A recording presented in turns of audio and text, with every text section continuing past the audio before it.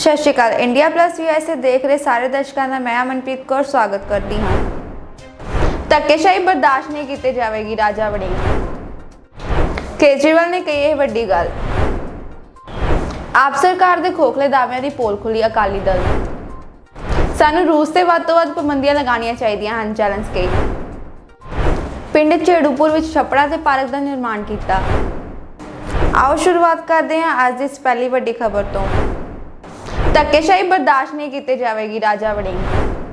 National Herald मामले च राहुल गांधी की दिल्ली इन्फोर्समेंट डायरैक्टोरेट सामने पेशी का असर पंजाब विच भी देखने को मिल रहा है। पंजाब कांग्रेस के सूबा प्रधान अमरिंदर सिंह राजा वड़िंग ने सੱਦਾ ਦਿੱਤਾ ਸੀ कि ਜਦੋਂ राहुल गांधी इन्फोर्समेंट डायरैक्टोरेट च पेशी ਲਈ ਜਾਣਗੇ ਤਾਂ सूबे के सारे कांग्रेसी सड़कों पर आके प्रदर्शन करेंगे। बस कर यार, बस कर, बस कर, बस कर। मैं कहूंगा जोर जुल्म की टक्कर में संघर्ष हमारा नारा है। तुझे कहना संघर्ष हमारा नारा है। जोर जुल्म की टक्कर में, जोर जुल्म की टक्कर में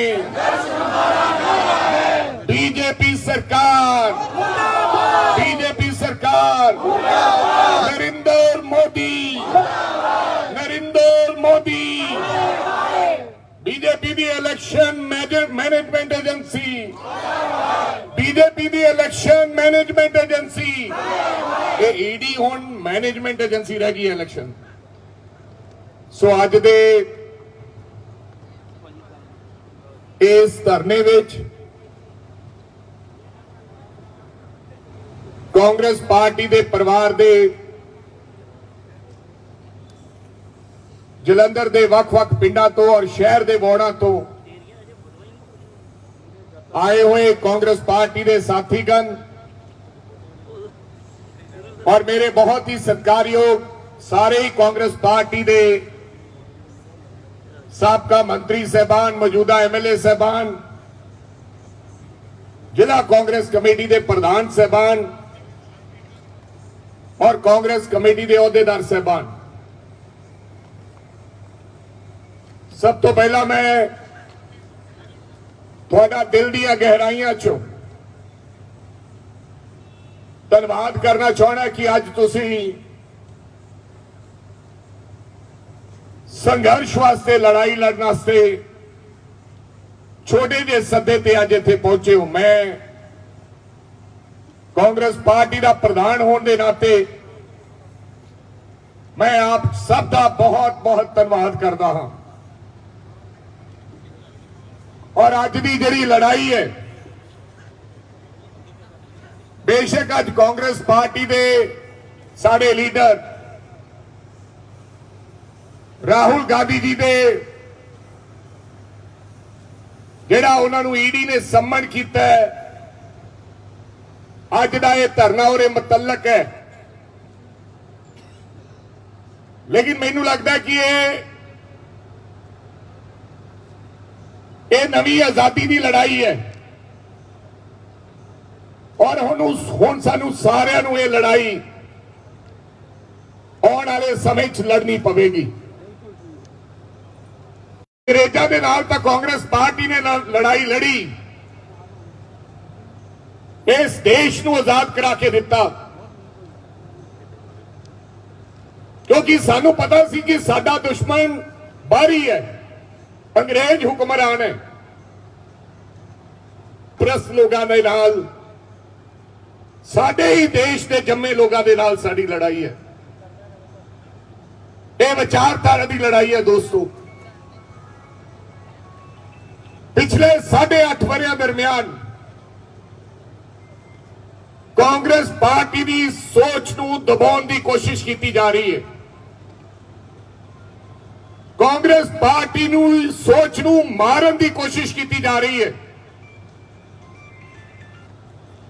देश के अंदर एक डर का माहौल है, एक भय का माहौल है। मैनू लगता कि शायद मैं तो उदों पैदा नहीं होया सी, शायद ही इन्ना डर भय आजादी तो पहला होवे, क्योंकि सानू पता सी कि साडा दुश्मन कौन है, तो सानू दुश्मन तो केवल हो सकता डर लगता होवे। लेकिन आज सानू पता ही नहीं कि साडा साथी कौन है ते साडा दुश्मन कौन है। देश के राज करने वाले कुछ घराने ते कुछ लोग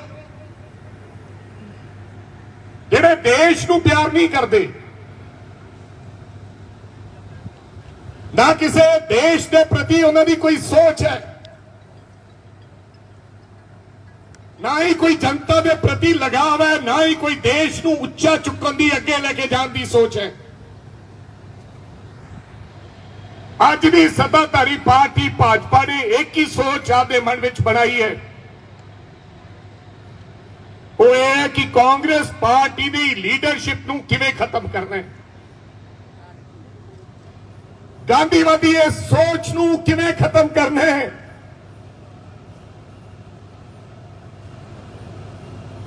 और उन्होंने मन में यह गल है कि जिन्ना चिकर कांग्रेस पार्टी की इस सोच नूं खत्म किया नहीं जाएगा, उन्ना चिकर आरएसएस की विचारधारा इस देश के उत्ते लागू नहीं हो सकती, क्योंकि कांग्रेस पार्टी एक पार्टी नहीं है। इस पार्टी को बनाने वास्ते हजारों लखा लोगों ने अपनी शहादत दी है, आपका खून बहाया है। कांग्रेस पार्टी एक पार्टी नहीं है, एक सोच है। कांग्रेस पार्टी एक विचार है। और आदरणीय मोदी जी, सोच के विचार कदे मारे नहीं जा सकते। हजारों अत्याचार तुसी कर लो, ये पहली बार नहीं होया। श्रीमती इंदिरा गांधी तो लेके गांधी परिवार ने शहादत दित्तियां, संघर्ष चले, जेलों च गए, और अज तुसी एजेंसियां दे राही जड़ियां थोड़ियां एजेंसियां है, उन्हां दे राही अज कांग्रेस पार्टी की सोच नूं तुसी चाहुंदे हो कि खत्म करना। एक राहुल गांधी नूं समझ जाएगा, हजारां राहुल गांधी पैदा होएगा।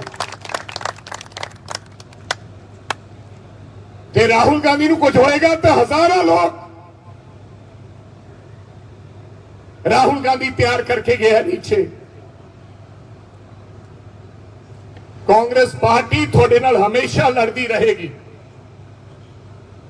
और देश के अंदर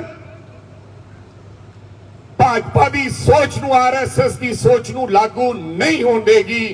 बेशक तुसी कितना मर्जी अत्याचार साडे ते कर दो।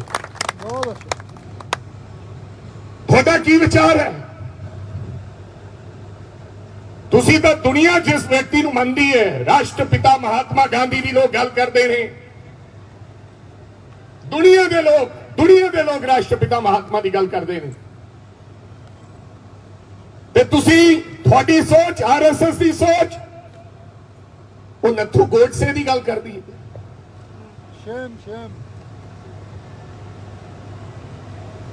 ये विचार लोग मर जाएंगे देशवासी, लेकिन ये विचार देश के उत्ते लागू नहीं होंगे। बेशक तुसी सत्ता च आ गए हो, बेशक तुसी सत्ता चो, ताकत चो, बेशक तुसी सरकार चो, पर जरूरी नहीं है कि जो लोग ताकत छुंदे लोग उन्होंने पसंद करते हो। कई बारी सत्ता और ताकत दे विच लोग पैसे दे करके, तिकड़मबाजी करके, इन्हां एजेंसियों का इस्तेमाल करके आ जाया करते हैं, पर लोग हमेशा उन्होंने लोगों को याद करते हैं जिन्हें देश की एकता और अखंडता के लिए कुछ ना कुछ करके जाया करते। सानू फकर है कि असी उस पार्टी के मैंबर हैं जिस पार्टी का इतिहास कुर्बानियां भरिया है। मैनू कोई डर नहीं है, इंदिरा गांधी जी तो लेके ते राजीव गांधी तक परिवार के लोगों ने शहादत दी, जान दी इस देश के लिए, और कोई ऐसा व्यक्ति पंजाब देश के अंदर जिन्हें अंदर त्याग की भावना हो गए, कोई ऐसा परिवार नहीं है। अज तो एक कल युग के अंदर जिथे ताकत लैन दी रेस लगी हुई है, ताकत की दौड़ लगी हुई है। छोटे तो छोटे होते हसे बंदा बंदे नूं जेल तक पहुंचाने का काम करता है, लेकिन असी उस लीडर की अगवाई के थले काम कर रहे हैं। श्रीमती सोनिया गांधी ने कई बारी नौजवान पूछते कांग्रेस पार्टी ने किया की है, असी उस पार्टी च काम कर रहे हैं जिथे सोनिया गांधी जी ने जब देश की प्रधानमंत्री बन रही सी तो उन्होंने त्याग करके कहा कि मैं देश की प्रधानमंत्री नहीं बनूंगी, मेरी जगह पर एक सरदार डॉक्टर मनमोहन सिंह जी ने 1% आबादी वाले लोगों को देश का प्रधानमंत्री बनाने का काम किया। एक रात से अगर प्रधानमंत्री रह जाए तो मैं समझदा ये कोई छोटी गल नहीं है। कोटली साहब तुसी उस परिवार को दबाना चाहते हो। अगर राहुल गांधी चाहता तो देश का प्रधानमंत्री बन सकता सी, एक मां अपने पुत्र को देश का प्रधानमंत्री बना सकती सी। डॉक्टर मनमोहन सिंह ने कई बार कहा कि आओ आप सरकार में आइए, मंत्री बने और प्रधानमंत्री बने, लेकिन राहुल गांधी ने कहा कि मेरा काम अभी मेरे को सीखना है, मेरे को देश को जानना है, मैं देश के लोगों को जाना चाहता हूं, मैं देश के लोगों की पीड़ा सुनना चाहता हूं, मैं गरीब का दर्द महसूस करना चाहता हूं। और जिस दिन मैं इस देश की जनता की पीड़ा को अच्छे से जान लूंगा उस दिन मैं देश का प्रधानमंत्री बनने के लिए आगे आऊंगा। उतनी देर देश को आप चलाएंगे, मनमोहन सिंह जी चलाएंगे। केजरीवाल ने कही ਇਹ ਵੱਡੀ ਗੱਲ। ਦਿੱਲੀ ਦੇ ਮੁੱਖ ਮੰਤਰੀ ਅਰਵਿੰਦ ਕੇਜਰੀਵਾਲ ਨੇ ਸੋਮਵਾਰ ਨੂੰ ਆਪਣੇ ਇੱਕ ਹੋਰ ਵਾਅਦੇ ਨੂੰ ਪੂਰਾ ਕਰਨ ਦਾ ਐਲਾਨ ਕਰ ਦਿੱਤਾ। ਕੇਜਰੀਵਾਲ ਨੇ ਦਿੱਲੀ ਦੇ 5 ਉਹਨਾਂ ਬਾਜ਼ਾਰਾਂ ਦੇ ਨਾਮਾਂ ਦਾ ਐਲਾਨ ਕਰ ਦਿੱਤਾ ਜਿਨ੍ਹਾਂ ਨੂੰ ਪਹਿਲੇ ਪੜਾਅ ਵਿੱਚ ਵਰਲਡ ਸਟੈਂਡਰਡ ਸਹੂਲਤਾਂ ਦਿੱਤੀਆਂ ਜਾਣਗੀਆਂ। ਕੇਜਰੀਵਾਲ ਨੇ ਕਿਹਾ ਕਿ ਇਹਨਾਂ ਬਾਜ਼ਾਰਾਂ ਵਿੱਚ ਸੜਕ, ਬਿਜਲੀ, ਪਾਣੀ ਤੇ ਸੀਵਰੇਜ ਦੀ ਸਹੂਲਤਾਂ ਦਿੱਤੀ ਜਾਵੇਗੀ। ਇਹ ਬਾਜ਼ਾਰ ਸਭ ਤੋਂ ਖੂਬਸੂਰਤ ਦਿਖਣਗੇ। और इन बाज़ारों में लगभग 7.5-8 लाख के करीब लोग काम करते हैं। जैसा कि हमने बजट के दौरान ऐलान किया था कि दिल्ली के बाज़ारों को रीडेवलप किया जाएगा। इनकी रीडेवलप का मतलब बाज़ारों का इंफ्रास्ट्रक्चर, फिज़िकल इंफ्रास्ट्रक्चर ठीक किया जाएगा। सड़कें हैं, सीवर है, पानी है, पार्किंग है, खूबसूरती है और उनकी ब्रांडिंग की जाएगी। उनको देश के सामने, दुनिया के सामने इन बाज़ारों को एक ब्रांड के रूप में, हर बाज़ार को अलग अलग तरीके से ब्रांडिंग करके उनको देश के सामने, दुनिया के सामने प्रस्तुत किया जाएगा। फेज़ 1 में हम 5 बाज़ार ले रहे हैं। सारे बाज़ार एक साथ नहीं किए जा सकते, बजट का भी कंस्ट्रेंट रहता है। फेज़ 1 में हम 5 बाज़ार ले रहे हैं। कौन से 5 बाज़ार? ये हमने एसी कमरे में बैठ के तय नहीं किया। ये हमने लोगों के साथ मिलके तय किया कि पहले फेज़ में वो कौन से 5 बाज़ार होने चाहिए जिनका रीडेवलपमेंट और ब्रांडिंग की जाए। इसके लिए 22 अप्रैल को सभी अखबारों में इश्तिहार दिया गया कि जो मार्केट एसोसिएशंस चाहती हैं कि उनके बाज़ार को रीडेवलप किया जाए वो अप्लाई करें। उस एप्लीकेशन में उन्होंने मार्केट एसोसिएशंस क्यों रीडेवलप कराना चाहती है, वहाँ क्या क्या कमियां हैं, कैसे होना चाहिए, एक मोटी मोटी उन्होंने मार्केट एसोसिएशंस ने फॉर्म में लिख के भेजा। हमारे पास लगभग 49 एसोसिएशंस के एप्लीकेशन आए जिसमें 33 मार्केट की 49 एप्लीकेशंस आई। हमने एक 8 मेंबर सिलेक्शन कमेटी बनाई जिसमें अफसर भी थे और उसमें इंडस्ट्री और मार्केट एसोसिएशंस के लोग भी थे। इन 8 मेंबर कमेटी ने उसके बाद फिर इन सारी एप्लीकेशंस को देखा, मार्केट एसोसिएशंस के साथ इंटरेक्ट किया, जो एप्लीकेंट्स थे उनके साथ इंटरेक्ट किया और उन्होंने 9 एप्लीकेशंस को शॉर्टलिस्ट किया। और फिर ये उन 9 बाज़ारों में घूम के आई ये कमेटी और 9 बाज़ारों में घूमने के बाद इन्होंने इन 5 बाज़ारों को शॉर्टलिस्ट किया। वो कौन से 5 बाज़ार हैं? सब लोग मुझसे बार बार पूछते हैं कि कौन से 5 बाज़ारों को इस बार रीडेवलप किया जा रहा है। खासकर मार्केट एसोसिएशंस और बाज़ार वालों को, दिल्ली के दुकानदारों को इसके बेहद इंतज़ार था। आज मैं उन 5 बाज़ारों के नाम का ऐलान करने जा रहा हूँ जो सबसे पहले रीडेवलप किए जाएंगे। सबसे पहला बाज़ार है कमला नगर। सिलेक्शन कमेटी ने ये भी लिखा है कि उस बाज़ार की यूएसपी क्या है, उस बाज़ार को किस तरह से ब्रांड किया जाएगा। तो कमला नगर है यूथ हैंगआउट जोन, युवा वहाँ पे खूब, युवाओं का एक तरह से अड्डा है वो। दूसरा बाज़ार है Khari Baoli, best spices, legacy from old Mughal empire. वो एक तरह से मसालों का, दुनिया भर के मसाले आपको वहाँ पे मिलेंगे। तीसरा बाज़ार है Lajpat Nagar, high end street fashion, one stop destination for wedding shopping. वहाँ पे फैशनेबल सब चीज़ें मिलती है, और अगर शादी की शॉपिंग अगर आपको करनी हो तो लाजपत नगर में आपको कपड़े, ये वो सारी शादी की शॉपिंग आपको वहाँ पे कर सकते हैं। चौथा मार्केट है Sarojini Nagar, fast fashion, latest trend setting street market.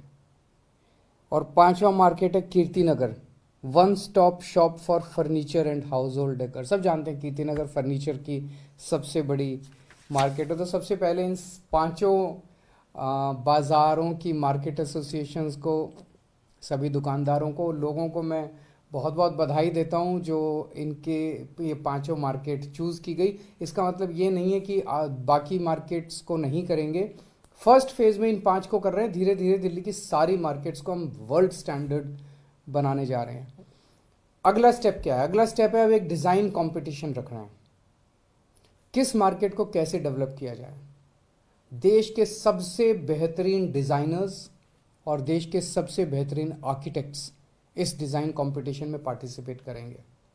6 हफ्ते के बाद, लगभग अगले 6 हफ्ते के अंदर ये डिज़ाइन कंपटीशन हम अनाउंस कर देंगे, और उनसे जो डिज़ाइंस आएंगे उसमें जो बेस्ट डिज़ाइन होंगे, उन बेस्ट डिज़ाइंस के बेसिस पे इन मार्केट्स को रीडेवलप किया जाएगा, इन मार्केट्स को बनाया जाएगा। तो मैं समझता हूँ आज जो ये मार्केट्स हमारी दिल्ली की आन बान और शान है, इन्हें दुनिया की आन बान और शान बनाएंगे। इससे एक जो सबसे बड़ा फ़ायदा, मार्केट्स अच्छे तो दिखेंगे, पूरी दुनिया से टूरिस्ट आएंगे, पूरी दुनिया से लोग यहाँ पे मार्केट शॉपिंग करने के लिए आएंगे, पूरी दुनिया के सामने इनको प्रेजेंट किया जाएगा। रोज़गार बहुत बढ़ेगा, जो आज देश में रोज़गारी की बहुत बड़ी समस्या है, अगर इनको अच्छे से डेवलप करते हैं तो रोज़गार बहुत बढ़ेगा, जो सबसे बड़ी चीज़ है। Thank you.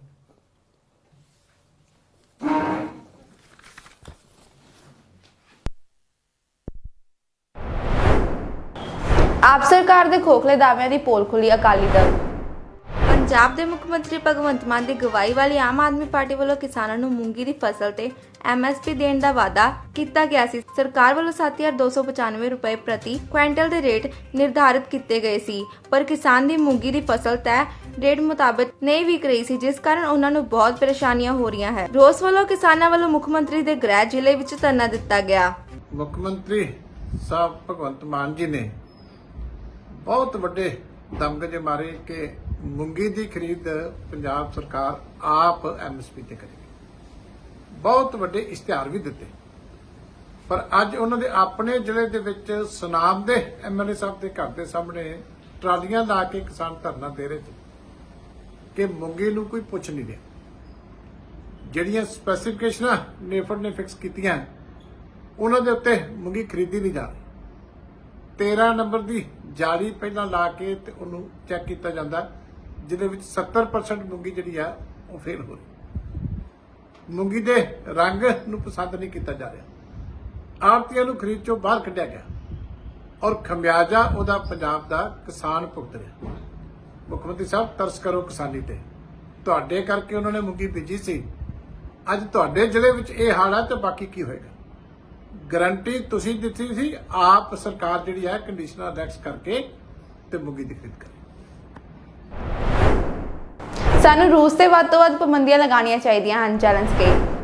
ਅਮਰੀਕੀ ਯਹੂਦੀ ਕਮੇਟੀ ਗਲੋਬਲ ਫਰੌਂਸ ਦੇ ਪ੍ਰਤੀਪਾਦੀਆਂ ਨੂੰ ਸੰਬੋਧਨ ਕੀਤਾ। ਰੂਸ ਦੇ ਖਿਲਾਫ ਪਾਬੰਦੀਆਂ ਨੂੰ ਮਜ਼ਬੂਤ ਕਰਨ ਦੀ ਲੋੜ ਦਾ ਬਚਾਅ ਕਰਨ ਲਈ ਬੁਲਾਇਆ ਗਿਆ। ਯੂਕਰੇਨ ਨੂੰ ਹਥਿਆਰਾਂ ਦੀ ਸਪਲਾਈ ਨੂੰ ਤੇਜ਼ ਕਰਨ ਦੇ ਵਿੱਚ ਮਦਦ ਤਾਂ ਜੋ ਅਸੀਂ ਕਬਜ਼ੇ ਵਾਲੇ ਖੇਤਰਾਂ ਨੂੰ ਆਜ਼ਾਦ ਕਰ ਸਕੀਏ। ਸਾਨੂੰ ਸ਼ਕਤੀਸ਼ਾਲੀ, ਅਪਮਾਨਜਨਕ ਹਥਿਆਰਾਂ ਦੀ ਲੋੜ ਹੈ, ਜਿਸ ਤੋਂ ਬਿਨਾਂ ਜੰਗ ਸਿਰਫ ਲੰਮੀ ਹੁੰਦੀ ਹੈ। ਸਾਡੇ ਕੋਲ ਹੁਣ ਆਪਣੀ ਸਾਂਝੀ ਆਜ਼ਾਦੀ, ਸਾਡੀ ਸਾਂਝੀ ਸੁਰੱਖਿਆ, ਸਾਡੀ ਸਾਂਝੀ ਸੱਭਿਆਚਾਰਕ ਵਿਭਿੰਨ ਨੂੰ ਨਫ਼ਰਤ ਦੀ ਸਭ ਤੋਂ ਵੱਡੀ ਲਹਿਰ ਤੋਂ ਬਚਾਉਣ ਦਾ ਇਤਿਹਾਸ ਮੌਕਾ ਹੈ। Ударів по Україні, по наших людях, щодо кількості жертв бойових дій за минулу добу. Сьогодні, коли я записую це звернення, суттєво змінилась довідка щодо загиблих. Перелік убитих наших діточок став довше одразу на 24 прізвища, і тепер у ньому 287 пунктів. І це, мабуть, одна з найстрашніших речей, які відбуваються у час війни. Російські військові окупанти, вони вбили частину нашої країни. Ми не маємо повної інформації про те, що відбувається у окупованих районах. Ми не знаємо усього про вбивства та інші злочини, які вони там скоюють на окупованій частині України. Що вони зробили з нашими людьми? Ми не знаємо, скільки тіл окупанти закопали у братніх могилах або залишили в руїнах розбитих міст. Але поступово ми дізнаємося про це. І саме так список убитих дітей став довшим одразу на 24 пункти. І це діти, які загинули від російських ударів по Маріуполю. Тепер ми про них знаємо. Серед цих 24 дітей хлопчик Максим. Він народився цьогоріч. Дівчинка Дар'я, вона теж народилася цього року. Максим і Дар'я не прожили 3 місяців.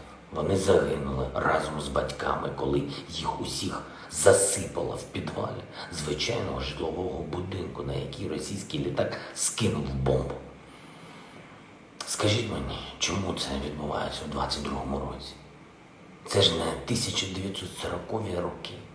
Як могли стати реальністю масові вбивства, катування, спалені міста, фільтраційні табори, які російські військові влаштували на окупованій території, які нагадують концентраційні табори нацистів.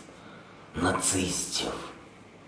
І при цьому Росія сподівається, що вона не буде відповідати реально за все це зло, за усі ці варварські удари по житловим будинкам, по лікарням, по церквам. Росії все ще вистачає могутності, щоб сподіватись продовжувати війну проти України, проти людей, продовжувати ігнорувати реакцію світу.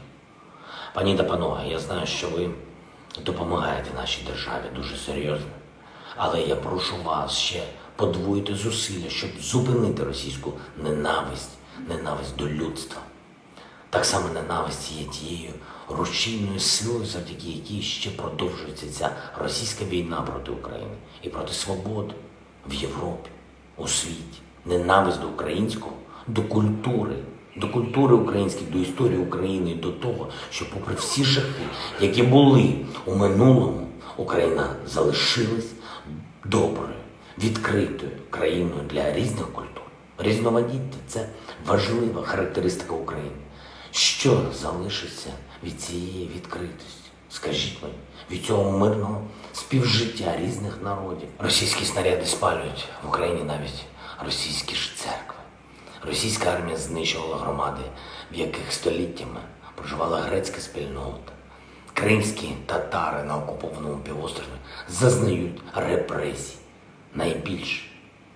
Російські ракети били по Бабиному Яру у Києві. Російська артилерія пошкодила минору у Дробицькому Яру, поблизу Харкова. Відверто антисемітські висловлювання міністра закордонних справ Росії спричинили скандал світового рівня. Цього мало. Але зараз дійсно не 1940-ві. Тому захищаєте необхідність посилення санкцій проти Росії. Це вам по силах, допомагайте нам прискорити постачання зброї для України, щоб ми могли звільнити окуповані райони. Нам потрібна потужна наступальна зброя, без якої війна лише затягується і жертви збільшуються. Я знаю, що ваша допомога вже суттєва, але ви можете використати ще більше свого впливу, бо ми зараз маємо історичну можливість захистити нашу спільну свободу, нашу спільну безпеку, наше спільне культурне різноманіття від найбільшої хвилі ненависті з усіх, які загрожували світу останніми десятиліттями. Тож закінчимо цю війну, переможемо російську ненависть в ім'я дітей, які були убиті ударами російської армії, і заради майбутнього мільйонів дітей в Україні і в різних країнах Європи, які заслуговують на те, щоб жити в безпеці, жити в мирі, просто жити. Дякую за підтримку. Слава Україні!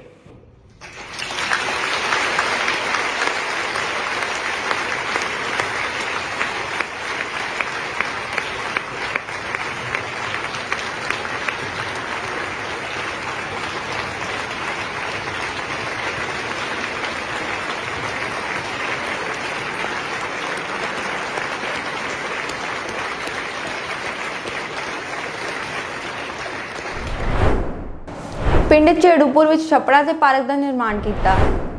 ਪੰਜਾਬ ਦੇ ਮੁੱਖ ਮੰਤਰੀ ਭਗਵੰਤ ਮਾਨ ਦੀ ਅਗਵਾਈ ਵਾਲੀ ਆਮ ਆਦਮੀ ਪਾਰਟੀ ਦੀ ਸਰਕਾਰ ਸੂਬੇ ਦੇ ਵਿਕਾਸ ਨੂੰ ਬੁਲੰਦੀਆਂ ਤੇ ਪਹੁੰਚਾਉਣ ਲਈ ਵਚਨਬੱਧ ਹੈ। ਪਿਛਲੇ ਸਮੇਂ ਬਣੀਆਂ ਕਾਂਗਰਸੀ ਤੇ ਅਕਾਲੀ ਸਰਕਾਰ ਨੇ ਸੂਬੇ ਦੇ ਵਿਕਾਸ ਦੀ ਪਹੀਏ ਨੂੰ ਲਾਹੋ ਲਾ ਦਿੱਤਾ ਸੀ, ਜਿਸ ਨੂੰ ਮੁੜ ਲਿਹੋ ਚਾੜਨ ਲਈ ਆਮ ਜਨਤਾ ਦੇ ਸਹਿਯੋਗ ਦੀ ਲੋੜ ਹੈ। ਆਉਣ ਵਾਲੇ ਸਮੇਂ ਵਿੱਚ ਬਹੁਤ ਤੇਜ਼ੀ ਹੀ ਪੰਜਾਬ ਨੂੰ ਮੁੜ ਰੰਗਲਾ ਪੰਜਾਬ ਬਣਾ ਦਿੱਤਾ ਜਾਵੇਗਾ। ਧੂਰੀ ਦੇ ਇਸ ਪਿੰਡ ਦੇ ਵਿੱਚ ਕਿਸੇ ਨੂੰ ਪਿੰਡ ਦੇ ਵਿੱਚ ਜਿਹੜੀ ਮੀਟਿੰਗ ਕਰ ਰਹੇ ਹਾਂ, ਇਸ ਮੀਟਿੰਗ ਦੀ ਬੜੀ ਵੱਡੀ ਅਹਿਮੀਅਤ ਹੈ, ਕਿਉਂਕਿ ਧੂਰੀ ਦੇ ਲੋਕਾਂ ਦੇ ਉੱਤੇ ਫਿਰ ਇੱਕ ਵਾਰ ਬਹੁਤ ਵੱਡੀ ਜ਼ਿੰਮੇਵਾਰੀ ਦਾ ਕੰਮ ਪਿਆ। ਤੁਸੀਂ ਲੋਕ ਜਿਨ੍ਹਾਂ 14 ਦੇ ਵਿੱਚ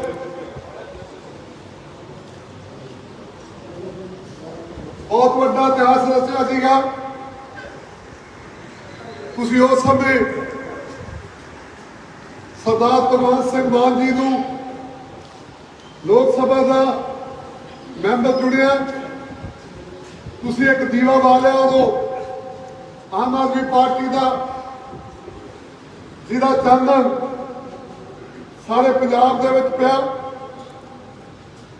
ਫਿਰ ਤੁਸੀਂ 19 ਦੇ ਵਿੱਚ ਬਹੁਤ ਵੱਡਾ ਇਤਿਹਾਸ ਸਿਰਜਿਆ। ਫਿਰ 22 ਦੇ ਵਿੱਚ ਪਿਛਲੇ ਫਰਵਰੀ ਮਹੀਨੇ ਦੇ ਵਿੱਚ ਬਹੁਤ ਵੱਡਾ ਇਤਿਹਾਸ ਸਿਰਜ ਕੇ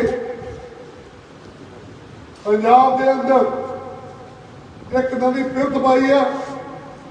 ਪੰਜਾਬ ਦੇ ਵਿੱਚ, ਪੰਜਾਬ ਦੇ ਇਤਿਹਾਸ ਦੇ ਵਿੱਚ ਬਹੁਤ ਵੱਡਾ ਇੱਕ ਹੋਰ ਇਤਿਹਾਸ ਲਿਖਿਆ ਕਿ 75 ਸਾਲਾਂ ਦੇ ਵਿੱਚ ਜਿਹੜੇ ਕਾਂਗਰਸੀ ਅਕਾਲੀ ਪੀੜ੍ਹੀ ਦਰ ਪੀੜ੍ਹੀ ਆਵਾਜ਼ ਕਰਦੇ ਹੁੰਦੇ ਸੀਗੇ, ਉਹ ਸਿਆਸਤ ਦਾ ਮਲੀਆ ਮੇਟ ਕਰਕੇ ਆਪਣੇ ਵਿੱਚੋਂ ਸੰਗਰੂਰ ਜ਼ਿਲ੍ਹੇ ਦੇ ਸਤੌਜ ਪਿੰਡ ਦੇ ਵਿੱਚ ਜੰਮੇ ਸਰਦਾਰ ਕਿਸਾਨ ਦੇ ਪੁੱਤ, ਆਮ ਟੀਚਰ ਦੇ ਪੁੱਤ ਸਰਦਾਰ ਭਗਵੰਤ ਸਿੰਘ ਮਾਨ ਜੀ ਨੂੰ ਜਿਤਾ ਕੇ ਪੰਜਾਬ ਦਾ ਮੁੱਖ ਮੰਤਰੀ ਬਣਾਇਆ। ਔਰ ਉਸ ਮੁੱਖ ਮੰਤਰੀ ਨੇ ਸਾਨੂੰ ਆਪਣੀ ਟੀਮ ਦੇ ਵਿੱਚ ਸ਼ਾਮਲ ਕਰਕੇ ਬਹੁਤ ਵੱਡਾ ਕੈਬਨਿਟ ਦੀ ਜ਼ਿੰਮੇਵਾਰੀ ਦਿੱਤੀ ਹੈ। ਔਰ ਹੁਣ ਉਹਨਾਂ ਨੇ ਤੁਹਾਡੇ ਕੋਲ ਭੇਜਿਆ, ਕਿਉਂਕਿ ਮੁੱਖ ਮੰਤਰੀ ਨੇ ਸਾਰਾ ਪੰਜਾਬ ਸਾਹਮਣਾ ਬਹੁਤ ਵੱਡੀਆਂ ਵੱਡੀਆਂ ਜ਼ਿੰਮੇਵਾਰੀਆਂ 75 ਸਾਲਾਂ ਤੋਂ ਇਹਨਾਂ ਨੇ ਸੱਤਿਆਨਾਸ਼ ਕਰਤਾ। ਪੰਜਾਬ ਨੂੰ ਦੁਬਾਰਾ ਪੰਜਾਬ ਬਣਾਉਣਾ ਹੈ, ਪੰਜਾਬ ਨੂੰ ਦੁਬਾਰਾ ਰੰਗਲਾ ਪੰਜਾਬ ਬਣਾਉਣਾ ਹੈ। ਇਸ ਕਰਕੇ ਮਾਨ ਸਾਹਿਬ ਸਰਦਾਰ ਸਿੰਘ ਇਸ ਚਿੰਤਾ ਦੇ ਵਿੱਚ ਇਸ ਲਈ ਕੰਮ ਕਰ ਰਿਹਾ ਕਿ ਕਿੱਦਾਂ ਪੰਜਾਬ ਦੇ ਵਿੱਚੋਂ ਬੇਰੁਜ਼ਗਾਰੀ ਖਤਮ ਕਰਨੀ ਹੈ, ਕਿੱਦਾਂ ਪੰਜਾਬ ਦੇ ਵਿੱਚੋਂ ਨਸ਼ੇ ਖਤਮ ਕਰਨੇ ਹੈ, ਕਿੱਦਾਂ ਪੰਜਾਬ ਦੇ ਵਿੱਚੋਂ ਕਿਸਾਨਾਂ ਨੂੰ ਖੁਦਕੁਸ਼ੀ ਦੇ ਰਾਹ ਰੋਕਣਾ, ਕਿੱਦਾਂ ਲਾਅ ਐਂਡ ਆਰਡਰ ਨੂੰ ਠੀਕ ਕਰਨਾ, ਕਿੱਦਾਂ ਪੰਜਾਬ ਦੇ ਪਿੰਡਾਂ ਦਾ ਵਿਕਾਸ ਕਰਨਾ। ਸੋ ਉਹਨਾਂ ਕੋਲ ਘੱਟ ਟਾਈਮ ਹੋਣ ਕਰਕੇ ਉਹਨਾਂ ਨੇ ਮੇਰੀ ਡਿਊਟੀ ਲਾਈ ਹੈ। और मैं बहुत खुश ਹਾਂ। ਇਹ ਸਨ ਅੱਜ ਦੀਆਂ ਮੁੱਖ ਖਬਰਾਂ। ਮੈਨੂੰ ਅਮਨਪ੍ਰੀਤ ਨੂੰ ਦਿਓ ਇਜਾਜ਼ਤ ਤੇ ਹੋਰ ਵਧੇਰੇ ਖਬਰਾਂ ਦੇ ਲਈ ਜੁੜੇ ਰਹੋ ਇੰਡੀਆ+ USA ਨਾਲ। ਸਤਿ ਸ਼੍ਰੀ ਅਕਾਲ।